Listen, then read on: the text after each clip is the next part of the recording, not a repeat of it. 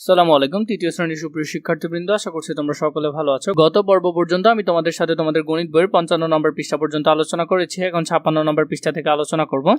প্রতিটি পৃষ্ঠা ধারাবাহিকভাবে আলোচনা করছি যাতে তোমরা প্লেলিস্টে সহজে খুঁজে পাও। প্রতিটি পৃষ্ঠার সমাধান আমি ধারাবাহিকভাবে তোমাদেরকে দিচ্ছি। প্রথমে দেখো কি বলেছে, একটি শ্রেণীতে 30টি বেঞ্চ আছে। প্রতিটি বেঞ্চে 4 জন করে শিক্ষার্থী বসতে পারে। তাহলে 30টি বেঞ্চে কতজন? তাহলে 30কে 4 দিয়ে গুণ করলে কত হবে? 30 গুণ যদি 4 করি তাহলে 4 শূন্য শূন্য হচ্ছে, 3 4 কত 12, তাহলে 120 জন বসতে পারবে। তাহলে এখানে কত হবে? 120 জন। 4 গুণ 30 কিভাবে হিসাব করতে হবে সেই সম্পর্কে তুলির ধারণাটি ব্যাখ্যা করো। প্রথমে হলো গুণ্য ও গুণকের স্থানে বিনিময় করলে গুণফল একই থাকে। এই 4 গুণ 30 এবং 30 গুণ 4 এর গুণফল কি হবে? একই হবে। তাহলে কত আসছে? 120। তাহলে এটা করলে মোট 120 জন শিক্ষার্থী এখানে বসতে পারবে। তারপরে এটা যদি আমরা দেখি, এখানে তোমাদেরকে করে দিয়েছে, তোমরা চাইলে আলাদা করে নিতে পারো। ডান পাশের চিত্র দেখে 20 গুণ 40 হিসাব করি। 20 গুণ 40কে আমরা কি করব? হিসাব করব। এখানে দেখো, তাহলে 20কে যদি 40 দিয়ে গুণ করি, শূন্যকে 0 দিয়ে গুণ করলে 0, 0কে 2 দিয়ে গুণ করলেও 0। এরপরে দ্বিতীয় ঘরে যাওয়ার জন্য আমাদেরকে এখানে একটা এক্সট্রা 0 দিতে হবে। 4কে 0 দিয়ে গুণ করলে 4 0 0, 4কে 2 দিয়ে গুণ করলে 4 2 কত? 8। যোগ করে ফেললে 0 আর 0 যোগ করলে 0, 0 আর 0 যোগ করলে 0, আর এদিকে 8 এর 8 বসে যাবে। তাহলে আমাদের কত আসছে? উত্তর আসছে 800। এখানে 4 দুগুণে 8 হবে, এটা ভুল আসছে এখানে। পরে দেখো গুণ করি, গুণগুলো যদি করি আমরা, এখানে আছে 20, এখানে আছে 3, তাহলে করলে 3 এর 0 0, 3 দুগুণে কত? 6, তাহলে এটার উত্তর হবে 60। 7কে যদি 40 দিয়ে করি, এখানে আছে 40, এখানে আছে 7, 7 এর 0 0, 4 7 কত? 28, তাহলে 280 হবে 2 নম্বরটার উত্তর। এখানে আছে দেখো 0 0টা আমরা যদি বসিয়ে দিই, তারপর 6টা 48, তাহলে উত্তর হবে 480। তারপর দেখো এখানে আছে কত? 0 0 বসিয়ে দিলাম। 5কে 4 দিয়ে গুণ করলে 4 5 কত? 20, তাহলে উত্তর হবে 200। এটা আছে 12, 12কে 30 দিয়ে যদি গুণ করি, উপরে আছে 30, নিচে আছে 12। এটা যদি আমরা একটু ভালো করে বুঝে নিই, দেখো উপরে কত? 30 ধরলাম আর নিচে ধরলাম 12। এখন এটাকে আগে এটা দিয়ে গুণ করতে হবে। আমরা যদি গুণ করি তাহলে 2কে 0 দিয়ে গুণ করলে 2 এর 0 0, 2কে 3 দিয়ে গুণ করলে 3 দুগুণে কত? 6।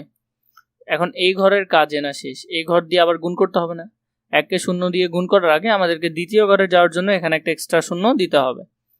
1কে যদি 0 দিয়ে গুণ করলে কত? 1 এর 0 এর 0, 1কে 3 দিয়ে গুণ করলে 3 একে 3, তাহলে এখন যদি যোগ করি 0 আর 0 যোগ করলে 0, 6 আর 0 যোগ করলে 6, 3 এর 3 বসে যাবে। তাহলে কত হচ্ছে? 360। তাহলে এই দুই সংখ্যাটা করলে আমাদের কত আসছে? 360 আসছে। এখানের মধ্যে আমি যদি তোমাদেরকে পরে 8 নাম্বারটি করে দিই, 8 নাম্বারটা দেখো, এখানে আছে কত? এখানে আছে 70, আর কত? নিচে আছে 60।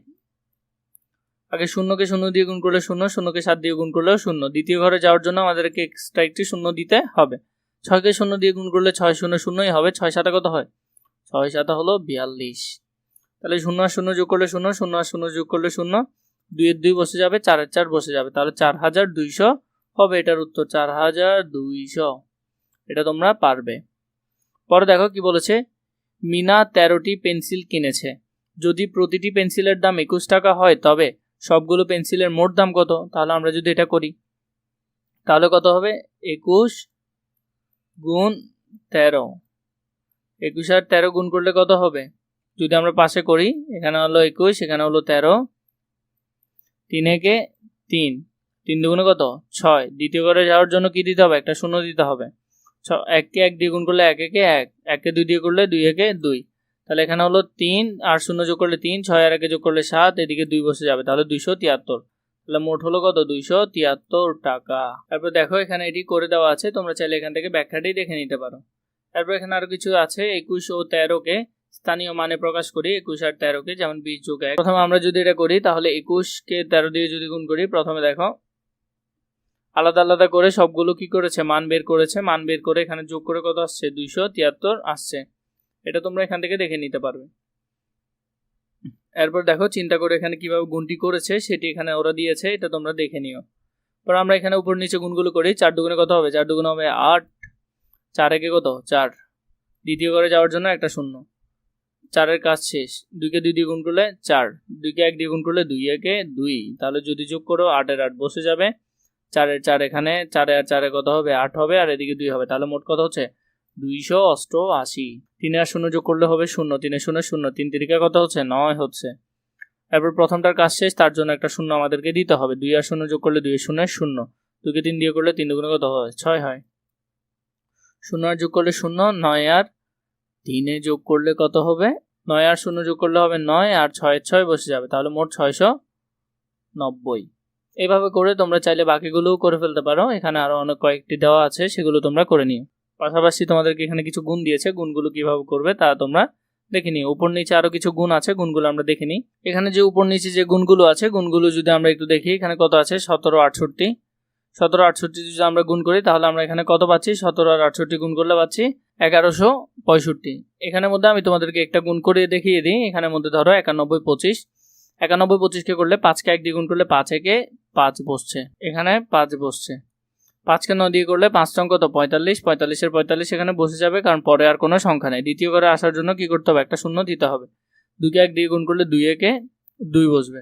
আবার 2কে 9 দিয়ে গুণ করলে 9 দুগুণে কত হবে? 18 হবে। তাহলে এটা যদি করো কত হয়? 5 আর 0 যোগ করলে 5, 5 আর 2 করলে 7, 4 আর 8 যোগ করলে 12, 12 2 হাতে আছে 1, 1 আর 1 2, 2200 কত? 75। এভাবে করে দেখো 2275 এসেছে। এভাবে করে তোমরা বাকি যে অঙ্কগুলো আছে এগুলো তো এখান থেকে দেখে তোমরা নিজেরা সমাধান করে নিতে পারো।